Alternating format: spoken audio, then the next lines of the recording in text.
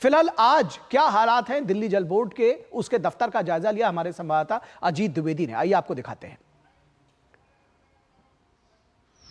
पूरी दिल्ली में पानी की समस्या को लेकर हाहाकार मचा हुआ है, लेकिन दिल्ली जल बोर्ड की लापरवाही सामने आ रही है। और हम इस समय दिल्ली जल बोर्ड के वरुणालय मुख्यालय में है, जहां पर आप देख सकते हैं कि सन्नाटा छाया हुआ है। यहां पर कोई भी यहां पर बात करने के लिए उपलब्ध नहीं है। कहा जा रहा है कि आज से लेकर 3 दिन तक यानी सोमवार तक छुट्टी जो है वो है, लेकिन यहाँ पर इतनी ज़्यादा समस्या हो रही है बावजूद उसके यहाँ पर कोई भी संबंधित अधिकारी यहाँ पर नहीं है।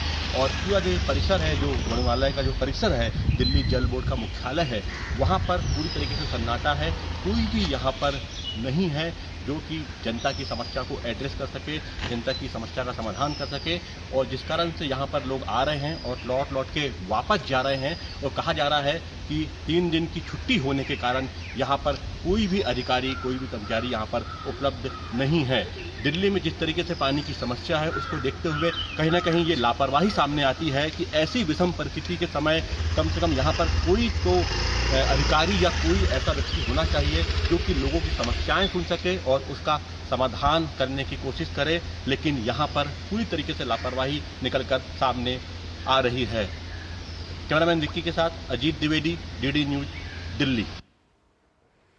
तो दिल्ली जल बोर्ड दरअसल एक जिम्मेदार संस्था है। वो इस बात के लिए जिम्मेदार है कि दिल्ली में पानी का वितरण हो सके, जो सीवेज है उसको मेंटेन कर सके। लेकिन वो जो जिम्मेदार संस्था है वो आखिर घाटे में है। क्यों घाटे में है, क्यों बीमार हो रही है ये संस्था, ये भी समझने की जरूरत है। और ये तमाम जो आरोप प्रत्यारोप हैं वो भी लगाए गए हैं। घाटे में डूबा दिल्ली जल बोर्ड जल आपूर्ति करने और सीवर रखरखाव के लिए जिम्मेदार संस्था आर्थिक बदहाली से तंग है। आखिर ये आर्थिक बदहाली क्यों और कैसे आई, ये समझने की जरूरत है।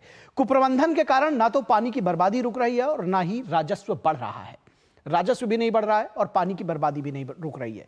10 साल में दिल्ली जल बोर्ड को 73,000 करोड़ रुपए का घाटा है। इस तरह के तमाम आरोप विपक्षी दलों ने बार बार लगाए हैं। 2013 में दिल्ली जल बोर्ड 600 करोड़ रुपए के मुनाफे में था। यह बात समझने की है कि 2013 में 600 करोड़ रुपए के मुनाफे में था, अब 73,000 करोड़ रुपए के घाटे में अब तक हो चुका है।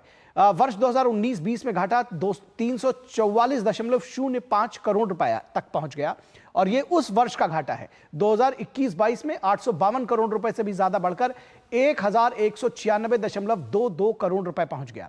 तो ये जो घाटा है ये लगातार बढ़ता जा रहा है। 2022-23 में वित्तीय घाटा 854.86 करोड़ रुपए होने का अनुमान है। तो यह समझने की जरूरत है पिछले 4 सालों के दौरान जल बोर्ड का कुल घाटा करीब 3,166 करोड़ रुपए था। तो 4 सालों में 3,166 करोड़ रुपए इन केवल पिछले 4 वर्षों में दिल्ली जल बोर्ड अपने घाटे पर नियंत्रण करने में असमर्थ होता हुआ नजर आ रहा है। क्योंकि एक बार जब यह घाटे में डूबा है तो लगातार हर बार यह और घाटा खा रहा है। वन टाइम सेटलमेंट स्कीम के तहत 11.7 लाख लोगों का पानी का बकाया बिल माफ किया गया है। वन टाइम सेटलमेंट किया है, जलकर माफ किया गया था। विपक्षी दलों का आरोप है कि जलकर की माफी से दिल्ली जल बोर्ड घाटे में गया। जो 11.7 लाख लोगों का जो माफ किया गया, 27,64,000 उपभोक्ताओं में से 11.7 लाख लोगों के पानी के बिलों का बकाया करीब 5,737 करोड़ रुपए। तो जो पानी का बकाया था वो 5700 करोड़ रुपए से ज्यादा। जल बोर्ड में उपभोक्ताओं की संख्या हर साल बढ़ रही है, लेकिन रेवेन्यू में यह बढ़ोतरी ना के बराबर है। क्योंकि जब लोक लुभावन योजनाएं हैं तो उसका घाटा भी जल बोर्ड को उठाना पड़ रहा है। दिल्ली जल बोर्ड का फंड रिलीज ना करने के लिए के दिल्ली सरकार के आरोप लगाए। दिल्ली सरकार ने कहा कि दिल्ली जल बोर्ड का जो फंड है वो वित्त विभाग रिलीज नहीं कर रहा है। लेकिन और इसको लेकर के दिल्ली सरकार ने सुप्रीम कोर्ट में याचिका दाखिल कर 300 करोड़ रुपए के बकाये की मांग की थी। तो यह भी एक इंटरेस्टिंग पहलू है, इसको समझने की जरूरत है। दिल्ली सरकार के आरोप पर दिल्ली के वित्त विभाग ने सुप्रीम कोर्ट में हलफनामा दाखिल किया कि आखिर रियल स्थिति क्या है। उन्होंने बताया कि 2016 से अब तक दिल्ली जल बोर्ड को 28,400 करोड़ रुपए का फंड दिया गया है। 28,400 करोड़ रुपए का फंड पाने के बावजूद बोर्ड कोई जवाबदेही नहीं चाहता है। उनका कहना है कि फंड चाहते हैं लेकिन जवाबदेही नहीं चाहते हैं। तो बोर्ड ने शर्तों के हिसाब से फंड का इस्तेमाल भी नहीं किया। तो यह भी एक बड़ी बात रही कि बोर्ड ने फंड का इस्तेमाल शर्तों के हिसाब से नहीं किया है। तो यह समझा जा सकता है कि आखिर किस तरह से ये जो पूरा मामला है ये दिल्ली जल बोर्ड क्यों घाटे में गया। तो इस पूरे